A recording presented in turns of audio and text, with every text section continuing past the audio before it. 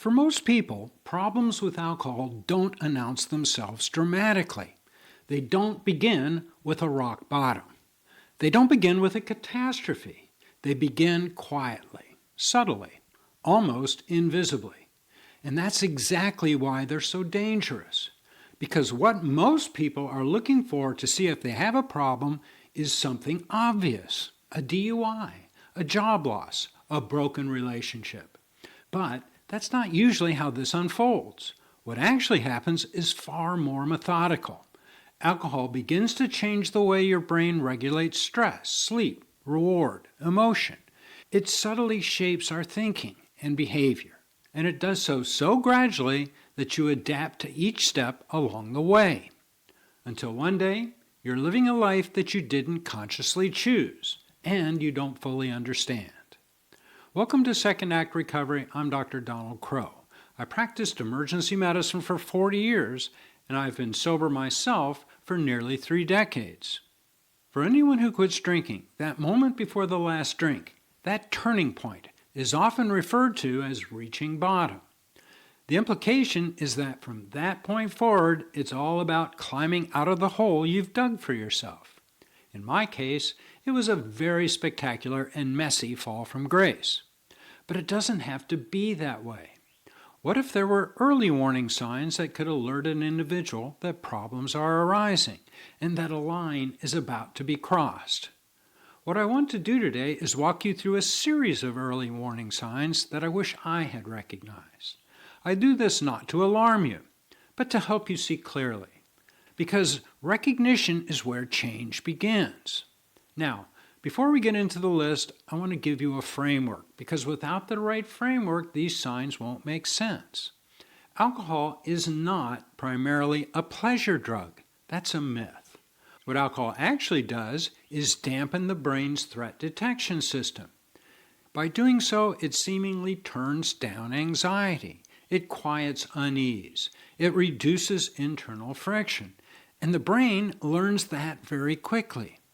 So what begins as the illusion of relief becomes a strategy. And what becomes a strategy becomes a dependency. Not because you're weak, but because your brain is doing exactly what it's designed to do. It's learning. So with that in mind, let's walk through the signs. Number 1, you become defensive when someone brings up your drinking. This is one of the most telling signs, because it reflects a loss of objectivity. When alcohol becomes part of your coping mechanism, any threat to it feels personal. So you defend it, minimize it, rationalize it. Again, not because you're trying to deceive others, but because the system is protecting itself. Number 2, you're drinking earlier than you used to. It used to be 8 o'clock, then 6 o'clock, then maybe mid-afternoon. This is not about time, this is about tolerance and adaptation. Your brain is recalibrating. What once produced relief no longer does. So you move the timeline forward. Not consciously, but predictably. And if that trajectory continues, eventually alcohol becomes a morning solution. And that's when the system has fully shifted. Number 3, gastrointestinal issues, reflux, irritation, diarrhea. Alcohol is directly toxic to the gut lining. It alters the microbiome. It increases acid production, and over time, it creates a chaotic inflammatory state. This is not just discomfort, this is a signal. Number 4, you need alcohol to fall asleep. This is a big one, because what you're doing here is training your brain. You are teaching it that sleep requires sedation. Now, alcohol will cause you to fall asleep, but it fragments sleep architecture. It suppresses REM sleep, and over time, your brain loses the ability to initiate natural sleep. So now, you don't just prefer a drink at night, you require it. That's not a harmless habit. That's conditioning. Number 5, memory gaps, blackouts, or just a general sense that the details are slipping. Alcohol disrupts the hippocampus, and that's the part of the brain responsible for transferring short-term memory into long-term storage. So, events occur, but they're never fully recorded. And over time, this erodes not just memory, but trust in yourself and in your relationships. Number 6, you find yourself constantly justifying your drinking. Bad day? Drink. Good day? Drink. Celebration? Stress? Drink. At some point, the reason no longer matters. What matters is the outcome. You've linked alcohol to emotional regulation. And once that link is established, the mind will generate reasons to support it. This isn't dishonesty, it's reinforcement. Number 7, morning anxiety and irritability. Most people misinterpret this completely. They think, I'm just stressed. But what's often happening is a mild withdrawal state. Alcohol suppresses excitatory neurotransmitters. When alcohol leaves your system, those systems rebound. And what you feel is anxiety, restlessness, irritability. Not because life is worse in the morning, but because your brain chemistry is out of balance. Number 8, subtle tremors or shakiness. Hands, eyelids, maybe even the jaw. Again, it's easy to dismiss. Too much caffeine, not enough food, stress.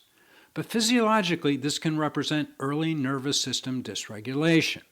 The inhibitory and excitatory systems are no longer balanced, and the body begins to show it.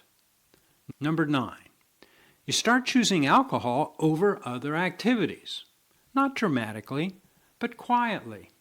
You skip the gym, you cancel plans, you opt out of things that used to matter. Sometimes it's because you want to drink. Sometimes you're recovering from drinking. Either way, alcohol is moving up the priority list, and you may not even notice it's happening. Number 10, frequent urination and excessive thirst. Now, on the surface, these seem trivial, but physiologically, what this could reflect is a disruption in how your body is handling glucose and fluid balance. Alcohol is metabolically demanding.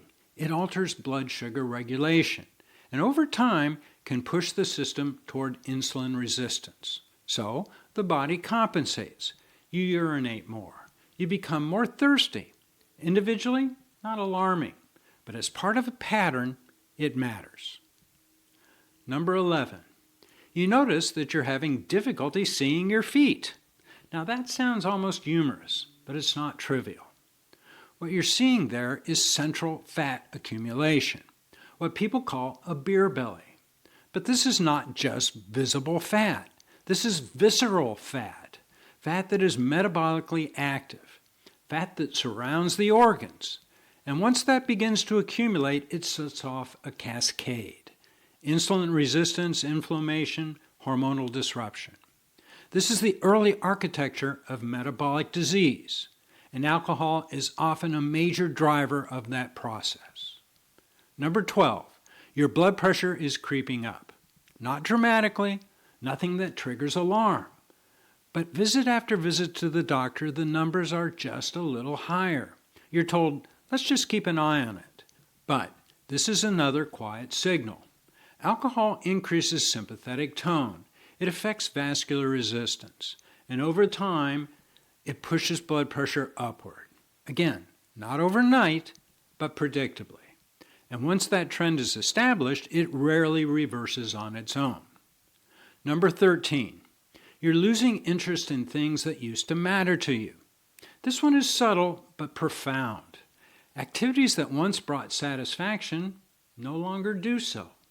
Conversations feel flatter, hobbies feel less engaging, and gradually your world begins to narrow. This is not a personality change, this is neurobiology. Alcohol is reshaping your reward system. It's concentrating dopamine signaling around one behavior. And as that happens, everything else becomes less compelling. The world gets smaller, and alcohol fills that space. Now, here's the key point of all of this. Any one of these, in isolation, can be explained away.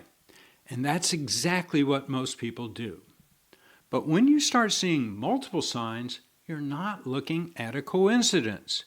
You're looking at a human body that is adapting to repeated alcohol exposure. This is not about labeling yourself. It's not about deciding whether you are or you are not an alcoholic. That framework, in my view, has limited utility. The more useful question is this: has alcohol become a tool that your brain is relying on to regulate how you feel? Because if the answer is yes, then the trajectory is predictable. Now, here's the good news. The brain is also capable of reversing this process, but not through willpower alone, through understanding, through awareness, and through a structured period of abstinence long enough for the system to recalibrate. This is what I talk about on this channel all the time. This is not about giving something up. It's about allowing your brain to return to baseline and then creating a life worth living without chemical assistance. And I can tell you from both my professional experience and my personal one that the process is not only possible, it's doable. It only requires a beginning, and the beginning does not require that your life first completely comes apart. So if you recognize yourself in some of these signs, don't panic. But don't ignore it either, because the earlier you see it, the easier it is to change direction. And direction is everything. If this resonates with you, subscribe to the channel. Give us a like and comment below. And if you're still unsure whether your alcohol use has become irrational, I have a free downloadable checklist that will help you decide. The details are in the description below. Additionally, another free resource is my pre-recovery blueprint that helps you ensure that when you do pick a date to stop your drinking, your plan will be successful. And finally, for anyone committed to the idea of building a life free from intoxication, I've created a 90-day sobriety survival kit. And this will help you navigate the first months of sobriety by providing a new way to view your relationship with alcohol, as well as specific actions to help you reach that important 90-day milestone. Finally, I invite you to check out this video where I discuss the bad advice often given to those who wish to stop drinking. I'm Dr. Donald Crowe, and I'll see you in the next one.